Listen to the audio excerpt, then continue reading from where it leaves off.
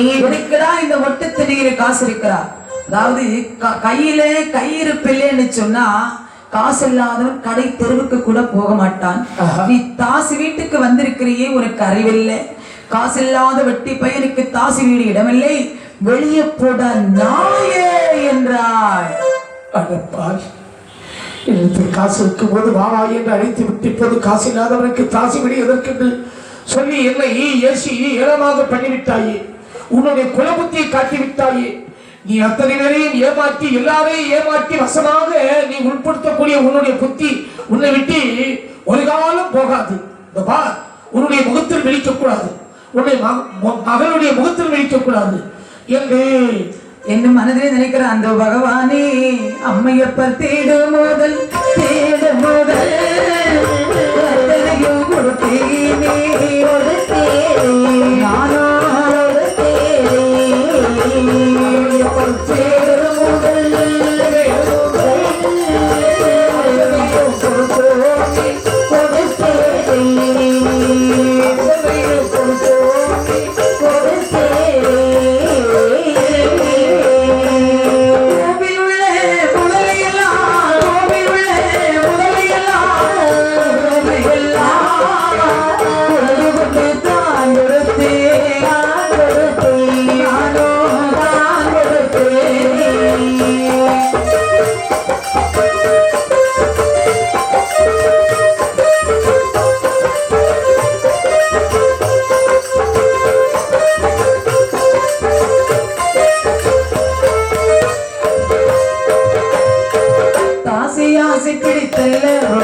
தரணியெல்லாம் வெற்றி கொள்வேன்.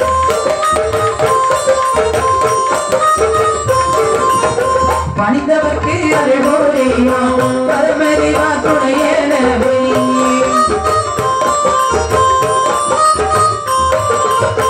அணிந்தானே திருநீச்சை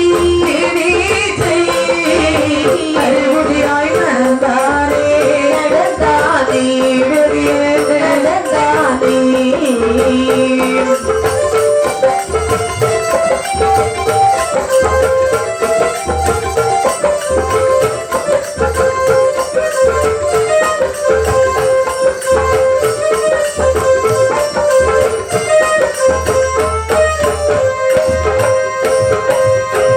அம்மையொப்ப தேடி வைத்த முதலை எல்லாம் கொண்டு கொடுத்து, கோவில் முதலை கொள்ளையடித்து கொண்டு கொடுத்து எல்லாம் வாங்கிவிட்டு எதுவுமே இல்லாத நேரத்தில் என்ன வெளியே போடா என்று சொல்லிவிட்டார்.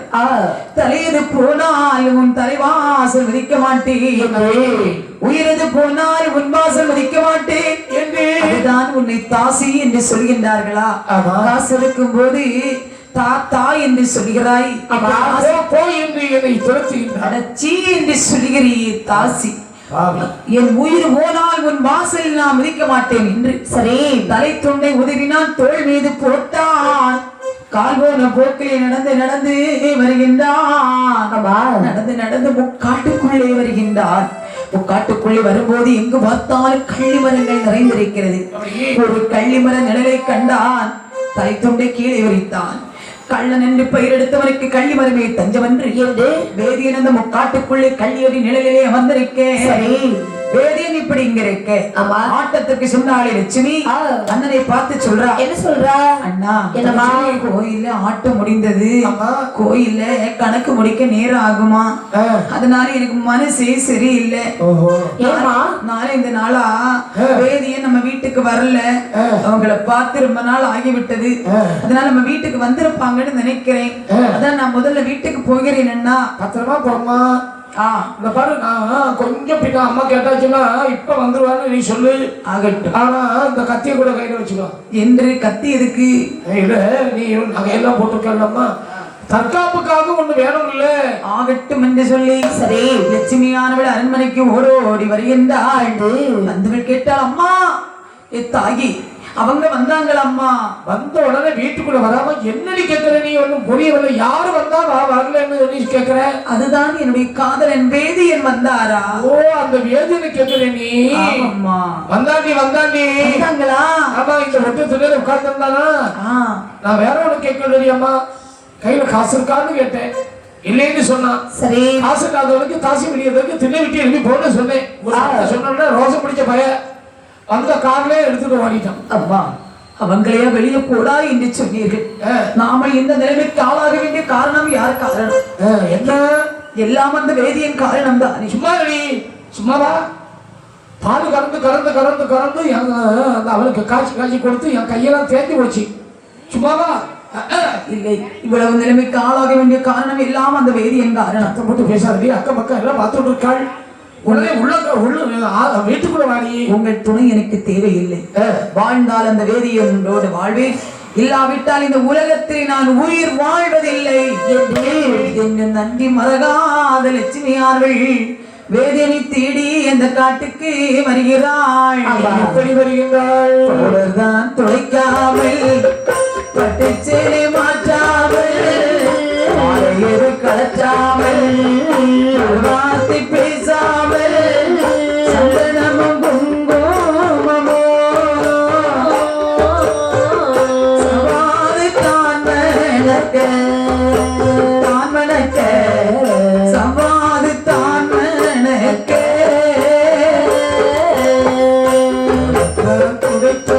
அம்மா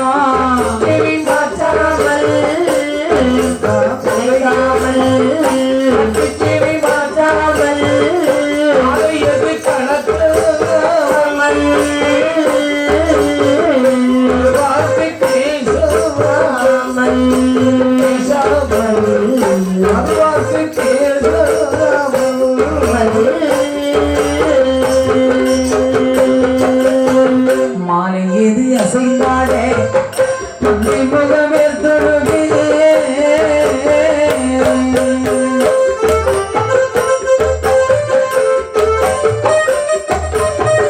பாதி நல்ல பகல்களிலே இருந்த மனிதனிலே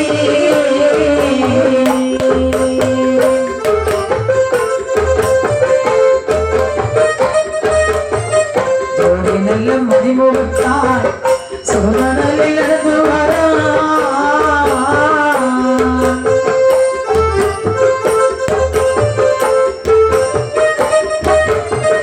வேதியன் தடம்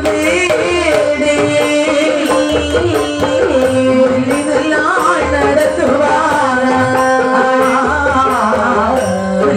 நாள் நடந்துவாரா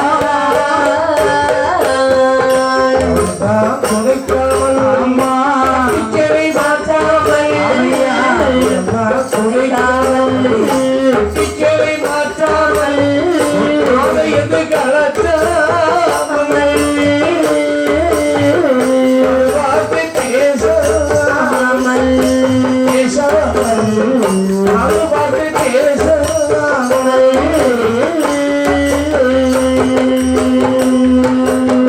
பவுடர் துடைக்கவில்லை, பட்டுச்சீலை மாற்றவில்லை, கழித்தவில்லை, மறுவார்த்தை பேசவில்லை, ஆட்டத்திற்கு போட்டு சென்ற நகையதும் கலட்டவில்லை. சுடு மணல் 12 மணி நேரம் அந்த காட்டுக்குள்ளே வேதியனுடைய தளத்தை தேடி வருகிறாள். அத்தான் அத்தான் அத்தான் அத்தான் என்று தேடி வரக்கூடிய சமயத்திலே வேதியனானவன் கல்யாணி மூட்டிலே அப்படி தனித்துள்ளி போட்டு விட்டு அப்படி கலந்து இருப்பதை கண்டாள். வந்தாள். ஆமா, ஓடோடி வந்து சொல்லுகின்றாள், அத்தானே அத்தானே அன்புருகம் கொண்டவரை, அத்தானே அத்தானே அன்புருகம் கொண்டவரை காடு தனில் வரமோ வரமோ ஏகமத்தில் சேர்ந்தோ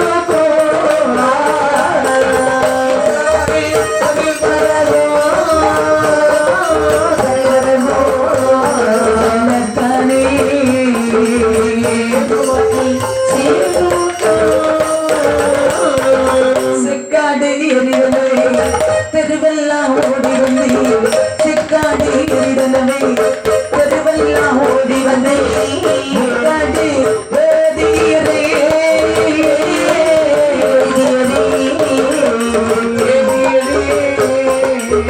மோசம் வரும் இழந்திரியோ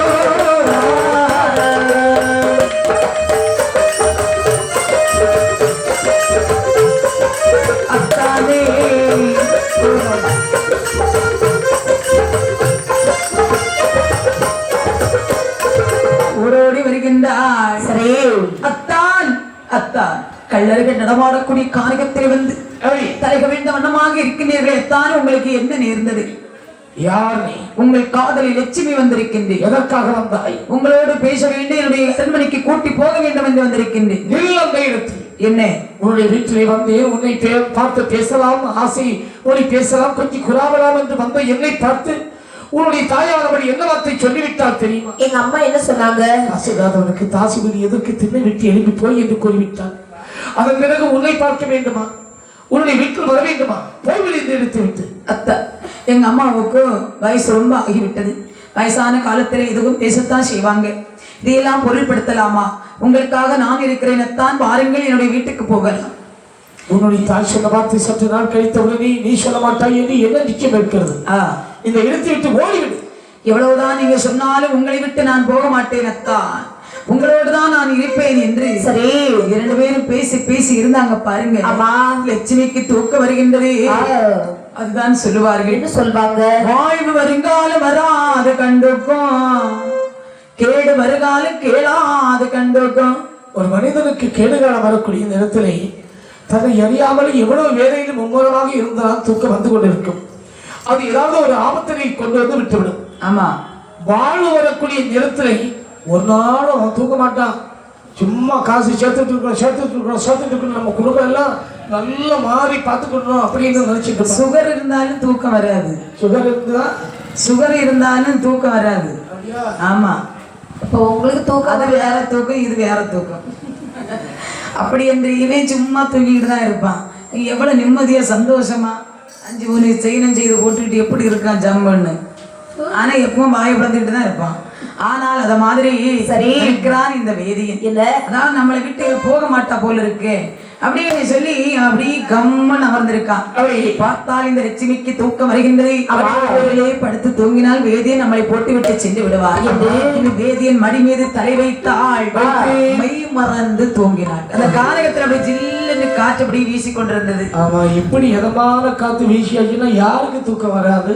நமக்கு இந்த காத்து வேண்டாம் ஐயா. இந்த காத்து வேண்டாமா? குளிருதோ? நேற்றுக்கு எவ்வளவு மரம் இல்ல, முறிஞ்சு கிடக்கு. அப்படியா? கரண்ட் இல்ல, தண்ணி இல்ல. ஆமா, அதனால காத்து வேண்டாம். காத்து வேண்டாமா? அப்ப அதை சுவிட்ச் ஆஃப் ஆகு. அப்ப செட்டு காத்து தான் சொல்லணும். சரி, அப்படி என்று சொல்லி மனுஷன் நினைக்கிறா. இல்ல, அதாவது வேதியன் நம்ம ரொம்ப தூக்கமா வர்றது, நாம வேதியின் மடி மீது தலை வைத்து தூங்கினால் நம்மளை போட்டு விட்டு போக மாட்டார். வேதியின் மடி வைத்து தலை வைத்தால் மேம்பறந்து தூங்க. சரி, தான் இந்த வேதியை லட்சுமி எட்டி பார்க்கிறான். உச்சியில இருந்து உள்ளங்கால் வரை அவளை போட்டிருக்கக்கூடிய தங்க நகைகள் இவருடைய கண்ணை எப்படியே பறிக்கிறது. அனைத்தும் நாம் கொடுத்த நகை. நாம் கொடுத்த நகை நாம் எடுப்பதில் எந்த தவறும் இல்லை. ஆனால் கேட்டால் கொடுப்பாளா? பின்னாடி வந்துகிட்டு இருப்பா. அப்படியானால் இவளை கொலை செய்ய வேண்டும். ஒரு பெண்ணானவள் நம்மளை தேடி வந்திருக்கின்றாலே அவளுக்கு ஒரு வாழ்க்கை கொடுக்க வேண்டும் என்று பார்க்கவில்லை, அவளை கொலை செய்ய வேண்டும் என்றே துணிகிறான். இந்த வேதியனாக என்னமா செய்கின்றாள்? துணையளவு மணலை கொட்டி தோகையரை அதில் கிடத்தி, துணையளவு மணலை கொட்டி தோகையரை அதில் கிடத்தி, சுனியை தாண்டோக்கி சுனியை தாண்டோக்கி மீது தாங்கிட.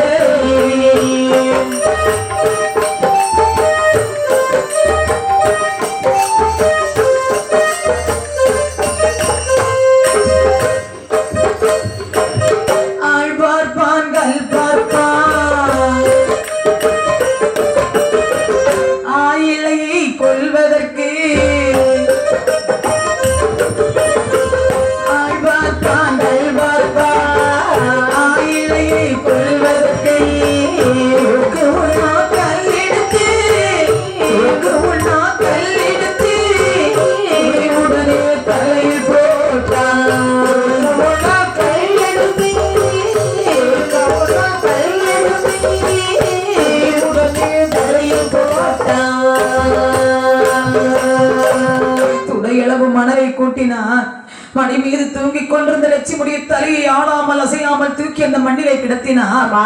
ஆள் பார்ப்பான் கல் பார்ப்பான் ஆயிழையை கொல்வதற்கு காரியத்திலே யார் தான் வருவார்கள்? பக்கத்தில் ஒரு பெரிய பாறான் கல்லை கண்ணிலே கண்டார். கல்லை கண்ட மறையவன் ஒரு மறவனாக தோற்றம் கொண்டார். தூக்க முடியாத கல்லை அப்படியே தூக்கினார். கல்லை எடுத்தந்த வேதி என்றாலும் கண்ணீரில் அத்தலை நீரிலே போட்டார். உருண்டாய் உருண்டான தாசி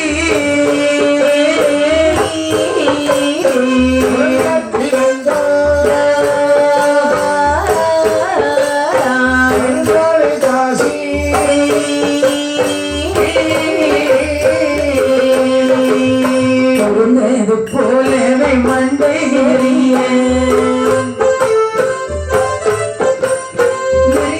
அவளோட ஒரு போவது முன்பாக நிலவின்ற கள்ளியே சாட்சி என்று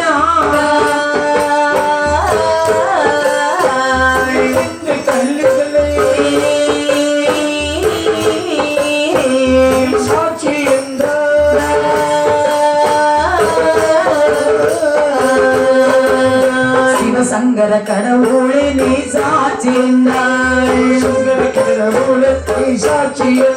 பாவத்தை உயிரது போன பொழுது உடலில் அணிந்த உடமையை கலத்தி ஒரு கெட்டாய் கட்டி நான் ஏறி என்றாலும் ஒரு கெட்டாய் கட்டி நான் ஏறி என்றாலும்